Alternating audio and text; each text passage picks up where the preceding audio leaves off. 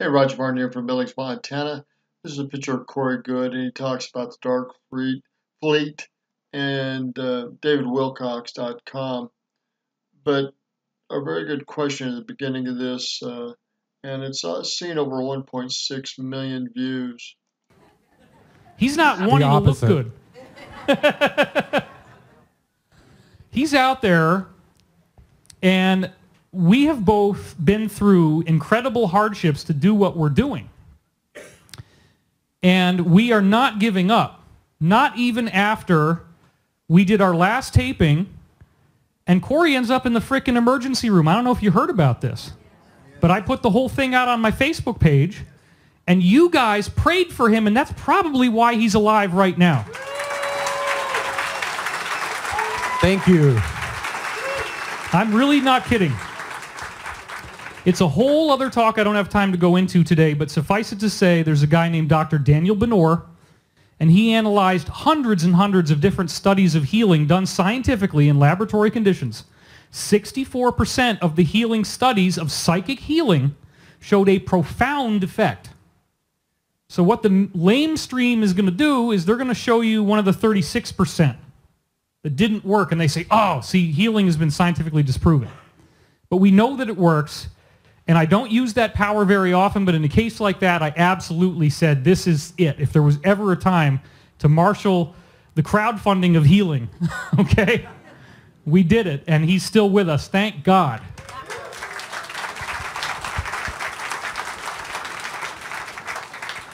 I got broken into a very strange new reality in 1993 when a good friend of mine in college comes in all white-faced and says, dude, aliens are real. And I'm like laughing. And he wanted me to sit down, but I could tell pretty quickly he's very serious. Turns out he had a 2-hour private briefing with his college physics professor who had worked for NASA throughout the 1970s. And in the higher echelons of NASA, it was considered common knowledge that extraterrestrials had visited Earth, that they had landed here, that they had crashed their ships, and the ships had been back-engineered into useful technology.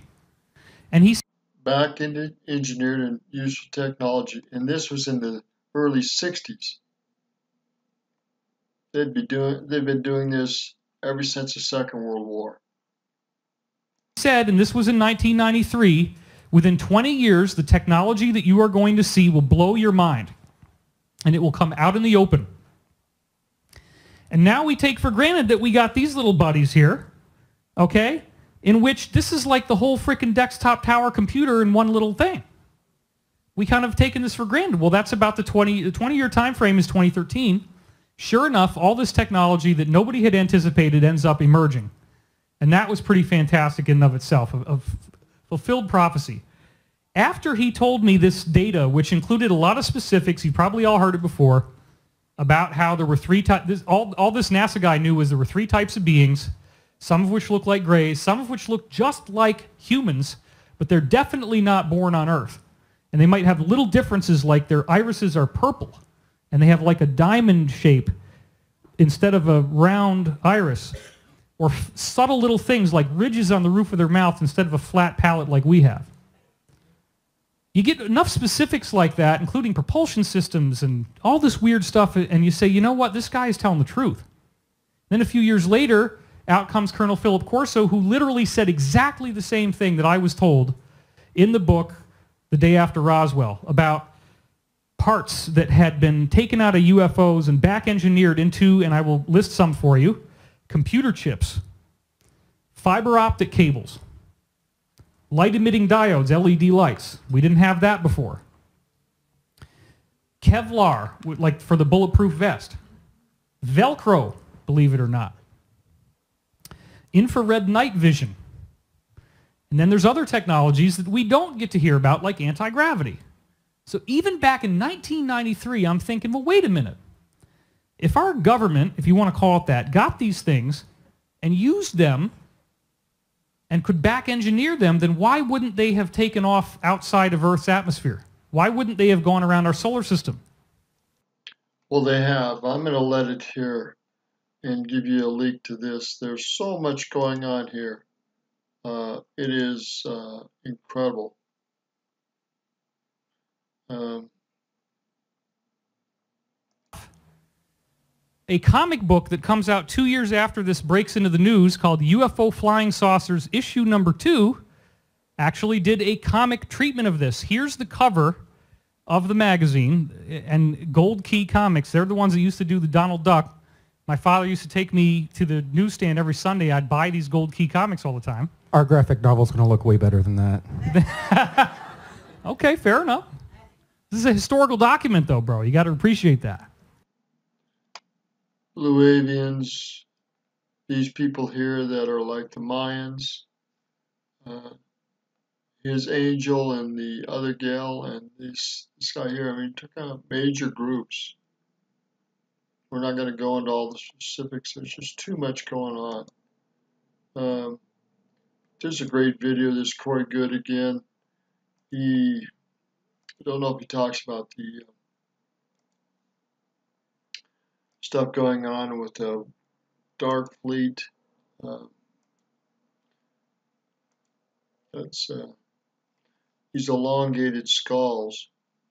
They found those all over Central America, South America, Peru, and the brain capacity is just double, triple what ours is. These people really exist. They have skulls just like that. Unfortunately, they have not done the DNA testing like they should, or the time dating like they should. These skulls and these people really exist. Anyhow, now there's some interesting quotes from him. He says, we have planes that regularly fly to Mars and the moon. And it's not the spacecrafts that we're thinking of, not science of planes we're thinking of. Talking about black triangles and domes on the top. Yes, that's one of the types. Yes, that is one type. Then we go on. And the darts, and I explain what the darts are. That's what Corey's been describing. We had images of it last night, if you want to see that talk. He said that is another type. I can't mention anything unless you already know what it is. So basically, I have to know the answer first, and then he'll confirm that it's true, and that's how he's able to stay alive. He can't tell me anything I didn't already know. Now, this was really cool. This made me feel amazing. He told me, and I'm typing as fast as I can what he's saying, you, David, are considered a hero to the Alliance. Isn't that awesome?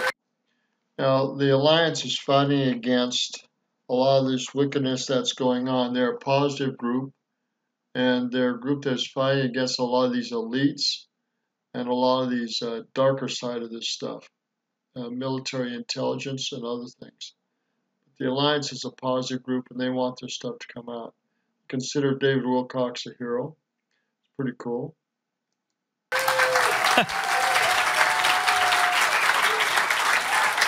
And for God's sake, let me drink some water here.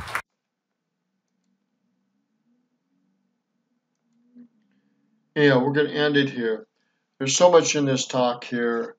They are going to get the full exposure of this one of these days. I don't know if it's going to take 7, 10, 15 years, but a lot of this is eventually going to come out in at least part. It's just a matter of time. There's been talks of movies coming out about some of this stuff. There's been talk of aircraft carrier that float in the skies coming out, some of this technology. There's been talk of corporations trying to bring some of this stuff out and make money on it.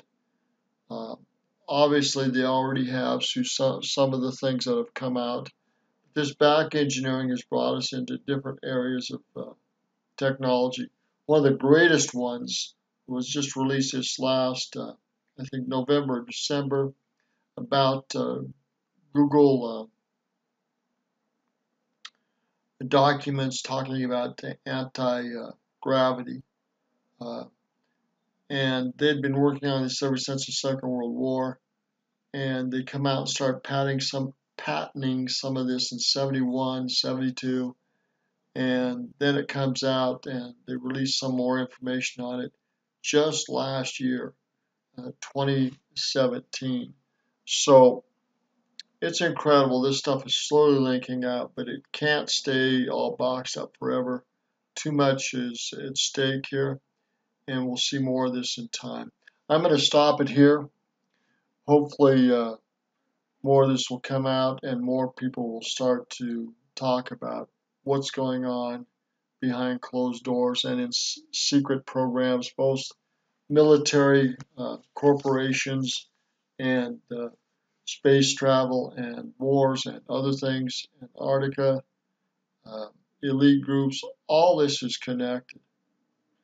There's some great stuff out there, but you really got to dig to find something. Yeah, we'll catch you later. Again, this is Roger Martin from Village, Montana. Good day.